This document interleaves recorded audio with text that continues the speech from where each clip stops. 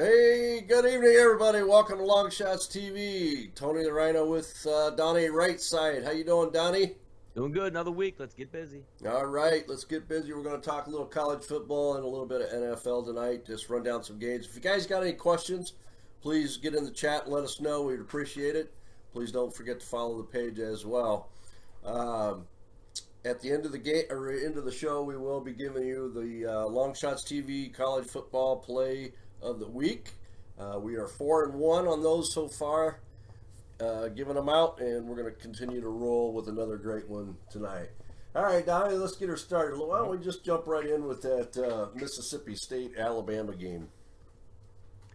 I mean, interesting game, Mississippi State, Alabama this weekend. If you look at Alabama, the question is not are they good, not can they cover the spread, but which team is going to come to play. Right. Typically, Nick Saban teams, one of the better prepared teams in the country.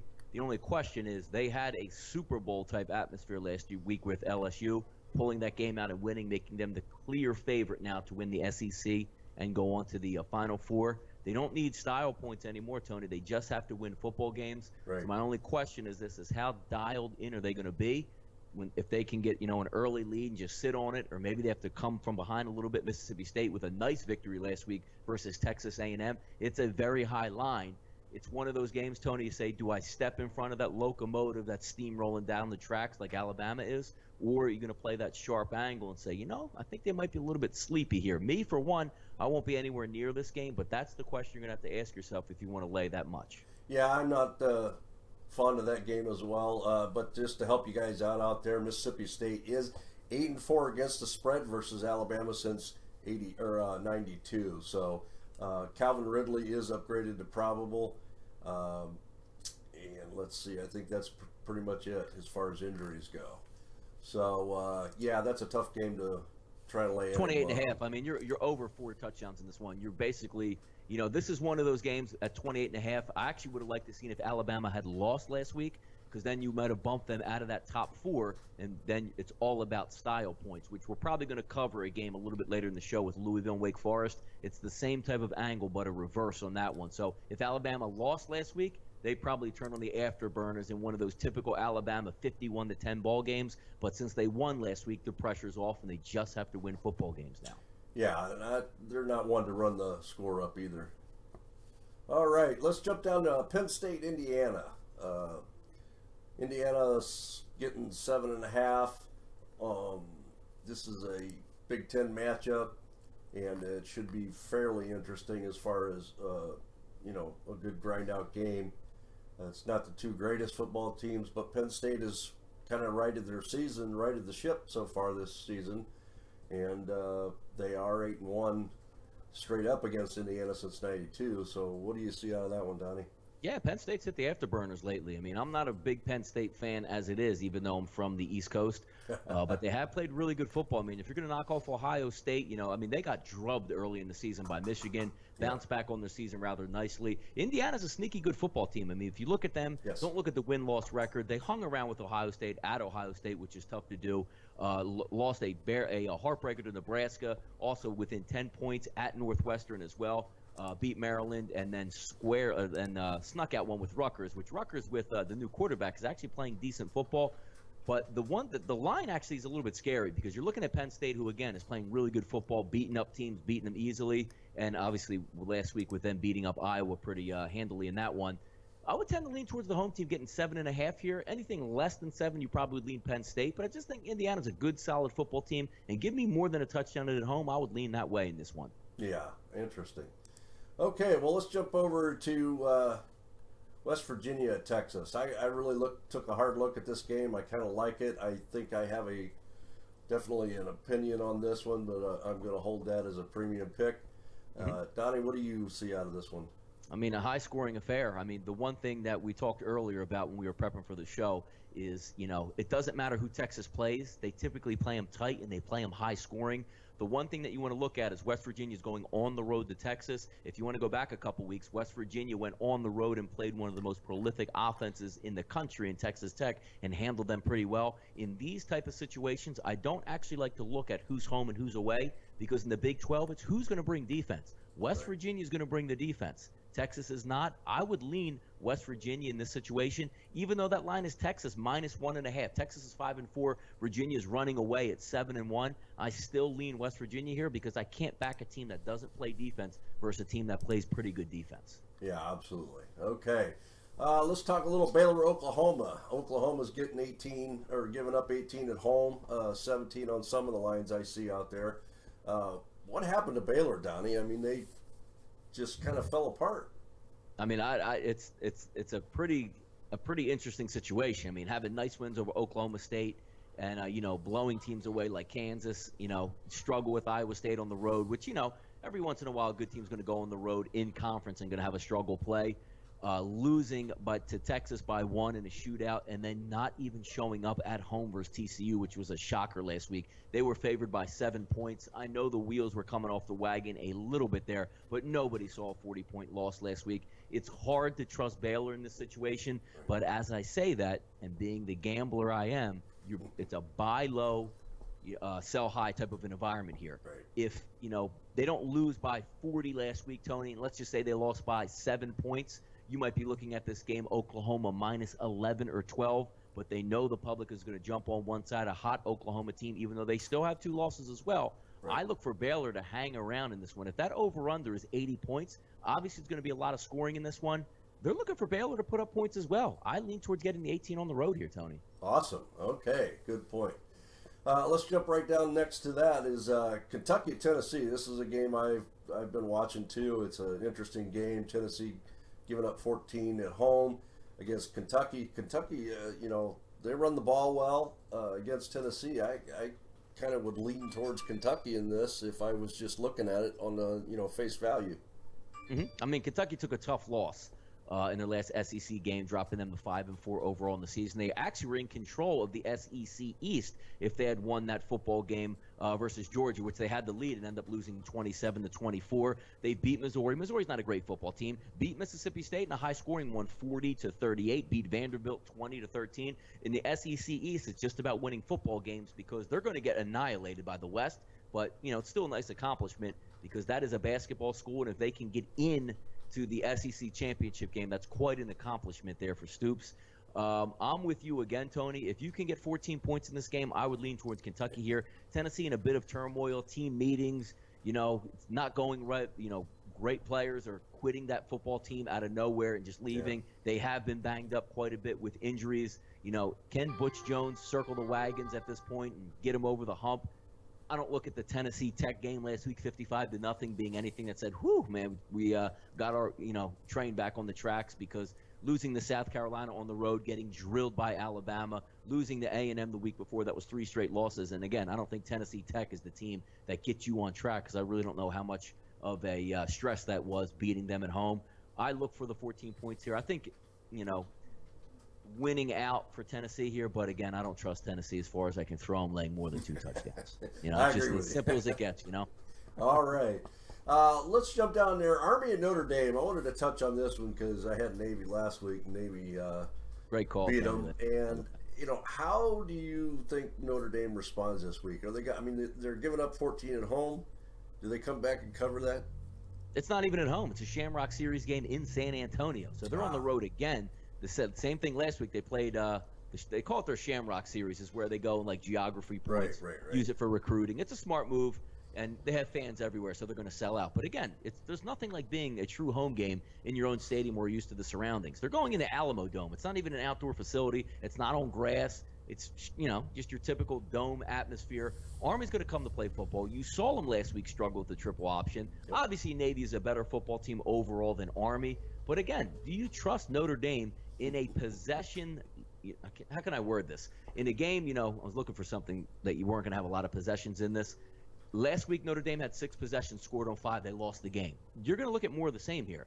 In a game, let's just say, Tony, if Navy was a high-flying team and each team got 14 possessions like, a Tulsa would give you or a Memphis would give you, it's a different story. But if you're going to say Notre Dame's going to get 8 possessions and they need to beat me by 14 or more points, I'm going to lean towards Army, even though they don't have the athletes to stack up. They're not as good as Navy. But again, it's not a home game, and you're laying 2 touchdowns versus a team that is going to slow the clock down. And all it takes is for Army Tony, to get 3 or 4 first downs in a row, that's 7 minutes off the clock. Yeah, and Army should have been looking at that Navy film and studying that one real hard. Yeah. Should give them a heads up. All right, Texas Tech, Oklahoma State. Oklahoma State has given up 11.5 to 12.5 in some books. What do you see here, Donnie? Scoring, and more scoring. It's one of the games, like Texas Tech, I haven't bet a Texas Tech game, since Mike Leach and the whole run and shoot and, Cliff Kingsbury, because you can't quite figure out what they're going to do. They're going to score points, but they're not going to stop anybody. They're the type of games that if you bet against Texas Tech and you're up 17 points, you blink your eye and it's already a tie game. The same can be said if they have a 17-point lead. They play literally no defense whatsoever. So in these type of games, I'm not the right handicapper to say, I lean towards this and that. The one thing I do lean towards is a lot of points. Mm-hmm. But again, I'm not laying a 90-point total and going over. So I would just say, as the contrarian, give me the under, give me 2 or 3 stops in the red zone, and you're not covering 90. Okay. All right, let's jump down to Georgia Tech, Virginia Tech. Virginia Tech giving up 14 at home. I wouldn't know which way to go on this one, Donnie.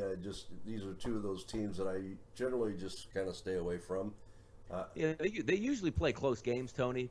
Mills is going to miss this one. That's their lead fullback who actually leads the team in rushing with 578 yards, 5.1 clip. He's the engine that makes it go. Similar if you watch Navy, Tony, it's always the fullback that's going to get everything underway. That averages that carry, gets the ball 7 to 8 times a game, but picks up 50 to 60 yards on about 5 to 6 yards per carry. They didn't look good versus North Carolina. Looked okay against Duke, 38-35. Looked okay against Georgia Southern. Georgia Southern is not that normal Georgia Southern team that you're looking at. Virginia Tech is a very well-coached defensive team. Bud Foster's been there, 30 years. He knows all about this Georgia Tech option. Even though they are laying 14 points, I think Virginia Tech can smother them, and that game is going to come in right around that number. If you're asking me to take a side here, I probably would lean Virginia Tech just because I don't think there's much value anymore on that Georgia Tech option this year anyway. Yeah. Rookie Covers agreed with your angle on the Baylor game, and he's wishing for them to bounce back this week. Yeah, hey, take the 18 points, man. If you put it this way, if Oklahoma wins by 35, it is what it is. But give me the 18 points with a team that can score points against a team that gives up a lot of points. Give me the 18. Yeah, absolutely. All right, Auburn at Georgia. Georgia plus 10 at home against number 9 Auburn. Generally, these are two teams that play each other pretty tough, and it's a great matchup, a good game to watch. Do you have a lean on this one? Not really. I mean, the line is about where it is. It's hard in the SEC to go and beat anybody on the road as it is. Auburn does have to turn up the gas a little bit because they need a little bit of help from, in Alabama. Maybe if they get another loss, or if they get a loss because Auburn's going to see them in the Iron Bowl in a couple weeks. I know, Sean White's been banged up at quarterback, so it's hard for me to lay double digits on the road in the SEC. If you're asking me to pick a side in this one, I think Auburn wins the football game, but I think Georgia can keep it close here. I agree with you. I mean, Georgia's 2-0 against the spread. Yeah. Versus Auburn over the last 3 seasons, so that's going to be it's always a fun game to watch. Yeah, it's a good one. I mean, Auburn does come in banged up. Petway, obviously the lead running back, is banged up a little bit. Same thing with a starting quarterback. That's not really a recipe that I like to cover 10 points or double digits on the road. Yeah. All right, the one I've been dying to get to here, Pittsburgh at Clemson. The line's at 20.5 in favor of Clemson, obviously. Pittsburgh's a decent running team. Like we were talking earlier, though, they can't stop anybody. Let's see. Defensively, I was looking for the yards per play. 6.2 yards per play is Pittsburgh, and 6.3 for Clemson. What do you think there, Don? Yeah, Deshaun Watson got banged up a little bit in their last game. They didn't really miss him much, hammering Syracuse 54-0. Tough place to play. I know they sleptwalked through that NC State game and almost got beat there, but they did beat Louisville at home as well. Again, they're in another position, Tony, similar to what we talked about earlier with Alabama. Style points aren't required for them anymore. They just have to keep racking up the wins no matter what the cost will be. The one thing about Pittsburgh is they don't stop anybody, but they can score. So when it all boils down to this game, let's just say right now on the board, Clemson is favored by 21.5. The thought process in your mind should be if they're down 28 points, can they score that backdoor touchdown? I think they can do it. In a big spread situation like this with a team that can score points, I lean towards going Pittsburgh, especially as we said again, Tony, with Clemson. No style points required anymore. Just win. Well, even though they're as banged up as they are, I mean, Pittsburgh is really got a lot of players busted up, and most of them I see, they're not expected to make the game. So, would you still I mean, go it's that the way? same situation with Miami. I gave Miami out as a premium play last week just because I thought Miami was a good spot at home. It's obviously hard to win on the road anyway when you're playing a decent team. But again, Pittsburgh doesn't stop anybody. But that was a completely different situation where Miami had to cover 4 points. Right. And they beat them up pretty good, but there was a touch and go period there where it didn't look so hot at that point. I just think if Clemson is on the gas, meaning up 30 in the fourth quarter, Deshaun Watson's coming out, especially if he's a little bit banged up in his shoulder, so you're going to get that backup quarterback. I just lean towards more as, if the game is late, it's 28 points and there's 4 minutes to go, I think Pittsburgh can punch it in for one score to get them over the top. Awesome. All right, and then the game that we were referring to earlier, Wake Forest at Louisville. Louisville is giving up 34.5 to 35 in some books. Wow, that's a lot of points to cover, Donnie. Ton of points to cover. Now, a couple days ago, I looked at that spread and I said if it was at 34.5, I said if it hits 35, I'm going to take Wake Forest. What hit 35, and it's hovering between 34.5 and 35.5, depending on what book, so we'll just call it 35. It sounds like a no-brainer because the simple fact, if you look at Wake Forest, the way they play, the type of game they like to get into, it's a lower-scoring game. If you look at them going on the road at Florida State, high-powered team, blowing out a good defensive team tonight with BC, but they held them to 17 points and lost 17-6. It's what they do. High-scoring team in Virginia. They beat them last week at home. They also lost at Army at home, but again, in a lower-scoring game, 21-13. The only question that is still in my mind right now, Tony, which I have a problem with, is the style points factor. Alabama and Clemson don't need it. Louisville's on the outside looking in. So the first thing, and Petrino already said it last week, saying, it's a shame, if you look at our schedule, we only lost to Clemson at Clemson. We're sitting at, I don't even know what they're at, maybe 5 or 6 at this point. They have to run the table and run the table big. So Lamar Jackson is going to be playing in this fourth quarter, regardless if it's a 7-point game or a 47-point game. That's something going to have to weigh overnight to see which way I want to go, because Wake Forest is 6-3. They're a good football team. They were bowl eligible. They just became bowl eligible last week. So how invested are they in this game? But it's a good coach team with a good defense that can stop the run. It's going to be an interesting factor I'm going to have to take a look at tonight. All right, well, you heard it there. That's definitely a game that's going to be on the radar. So 35 points with a really good football team. I mean, it's amazing that it's there, but when the odds maker set the line, you can see why they did that. Yep. All right, number 24 and number 25 matchup as LSU goes to Arkansas, and Arkansas is +7 at home. This is another game that's going to be really interesting. I do have a side on this game. What are you looking at, Donnie, on your end? Yeah, same thing. We talked about Alabama before. Again, it always seems to come back to them. How does LSU get up for this game? That was a deflating loss at home. Played in that game right up to the end, just couldn't get over the hump. They didn't show much offense on this one, but obviously when you're playing Arkansas on the road, it's a little bit different of an animal than playing Alabama on defense. They should be able to score a bit here. I just look towards the home team. They played very well versus Florida last week. I'm not sure what shape LSU is in. They're going to bring the defense, no question about it, maybe a lower type scoring game. Give me the home team with about a touchdown here. I would lean towards going that way. Okay, yeah. Arkansas is 15-9 against the spread since '92. LSU is 14-10 straight up since '92. But over the last 3 seasons, Arkansas is 2-0 straight up and against the spread. So that kind of tells you a little bit there.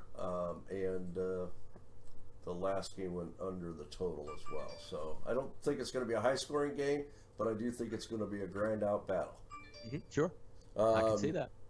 Ricky says Louisville had some ridiculous spreads of late. Yeah, you're right, Ricky. They have. But they're a powerhouse team. There's no doubt about that. And they've covered them, too. I mean, if you look at that NC State game, I mean, when they turn it on, same thing with BC, which I don't think BC is very good, but BC has a good defense, shredded that team. Oh, yeah.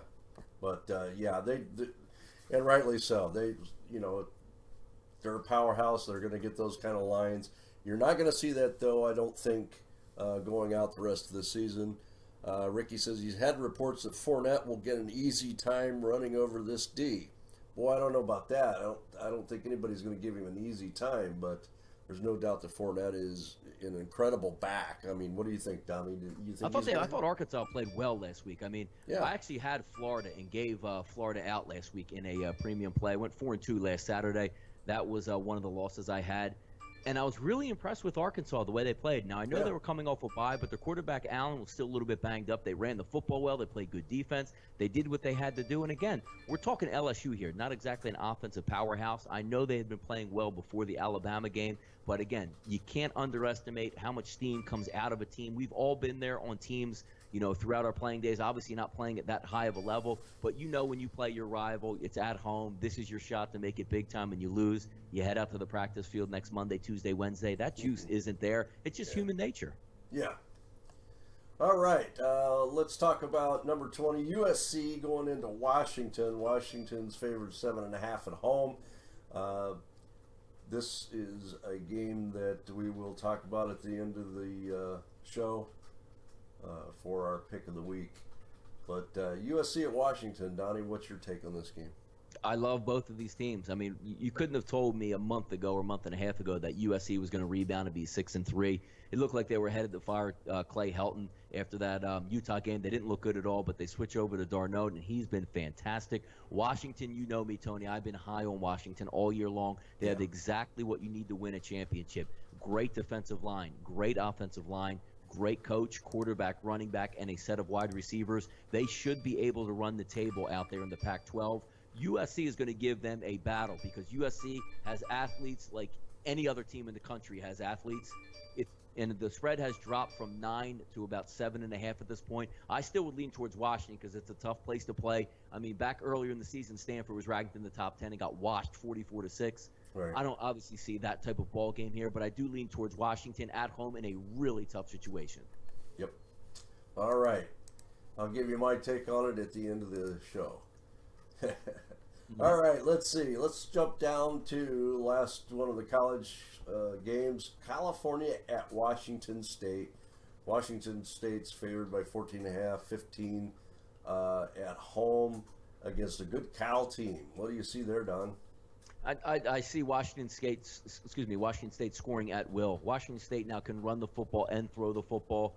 Cal doesn't stop anybody on the ground, and they barely can stop anybody in the air. If you saw that game versus Washington, Washington did whatever they wanted to them, throwing reverses, flea flickers, running wild, just whatever they wanted. And I think Washington's going to be more of the same. I don't really like a side per se because Cal always has the advantage to come through that back door late in the game if they're getting more than 2 touchdowns, which it looks like they are. So it's kind of crazy the way it's going to play out. But if you have like a team total, if the Washington team total is like 48.5 or under, take the over in that one. Washington's going to get into the 50s just because they're going to score every single time they have the football.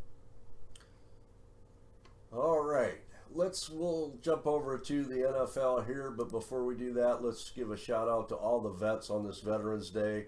Appreciate your service, guys, and we have this great country because of you. So thank you very much for your service. All right, let's jump over to the NFL. We're going to be very picky and choosy here about the games that we talk about today for this weekend, but we're going to jump down and talk about, let's go Denver at New Orleans. New Orleans is actually favored by 2.5 to 3.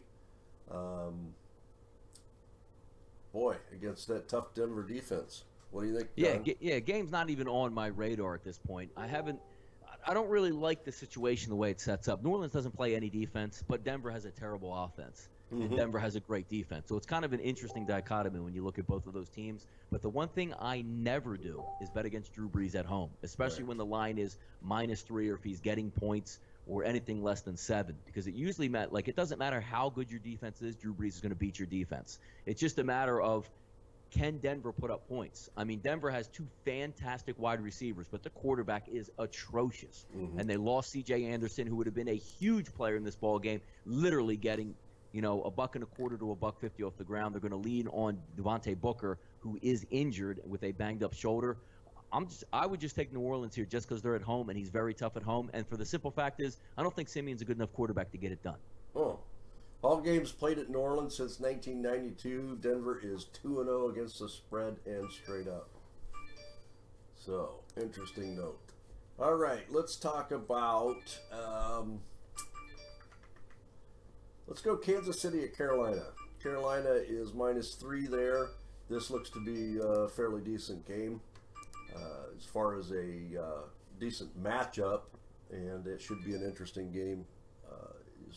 Compared to what we've been seeing lately, it's just getting a little bit ridiculous. But Carolina is 1-1 against the spread versus Kansas City, so we'll see how that plays out. Do you have a preference there, Donnie? I would lean Carolina in that one. Carolina's a good team at home. Jeremy Macklin's going to sit this one out for Kansas City. Alex Smith, after getting his head knocked off, is going to return to this game.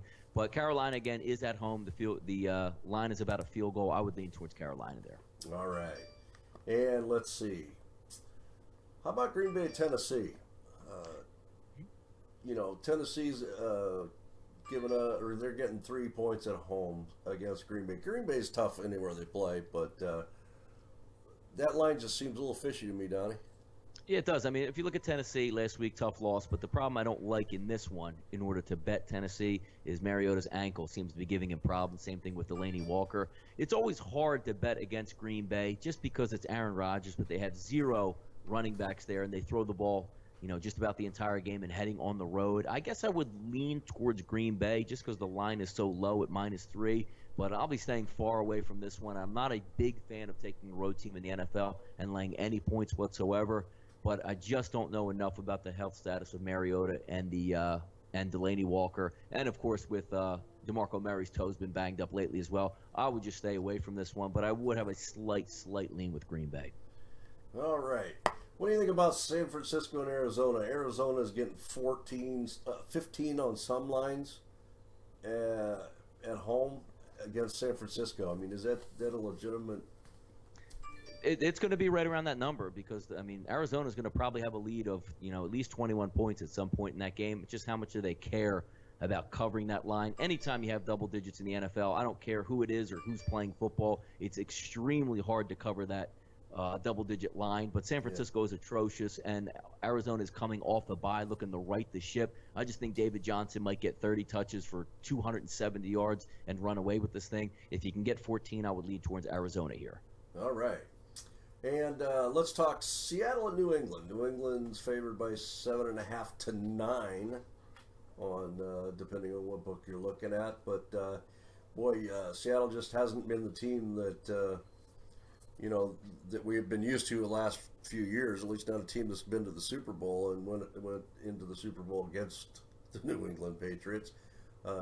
Tom Brady comes back out and picks right up where he left off, and they're firing away. I mean, does Seattle even have a chance here? Excuse me. New England coming off the bye and getting healthy, that should just send, tingles up your spine anywhere for any NFL team that's going to go into that situation, because that's not what you look for. A hard-fought game last week with Seattle and Buffalo, very controversial the way it ended. Yeah. And New England was just sitting at home, relaxing, and getting ready for this one. This is one of those games where at 7.5, I can see it leaning towards Seattle. They're a good football team. They're getting healthy as well. Jimmy Graham looks like he's rounding back into form, as well as obviously Russell Wilson.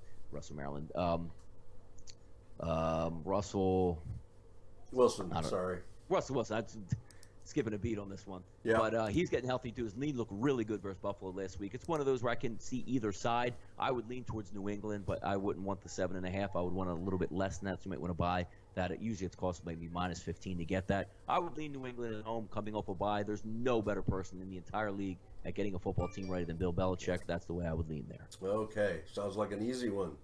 But you know what they say about easy ones, right? Exactly. All right. Okay, guys, that's our coverage for the college and NFL games for this week. Hope we enlightened you a little bit or maybe helped you out a little bit. You can always contact us. You can contact Donnie RightSide at DonnieRightSide.com or at TrendBetting.com. You can get a hold of us at LongShots here at LongShotsTV. And, of course, you can get a hold of me, TheRhino, at TrendBetting.com as well. Come over and join us at Facebook and search for the group Trend Betters. A lot of great groups in there. Okay, time for the college football play of the week from LongShots TV. And this week our play is Washington, USC under 62. Put it in the bank, guys. Mm-hmm. All right. Let's have a great week, Donnie, and look forward to talking to you next week, brother. Hope your plays are great and you win them all this week. Let's do it, man. We'll talk again soon, Tony. Appreciate the time tonight. All right. Thanks for joining us at Long Shots. Take a shot with Long Shots, guys. We are the game. Even get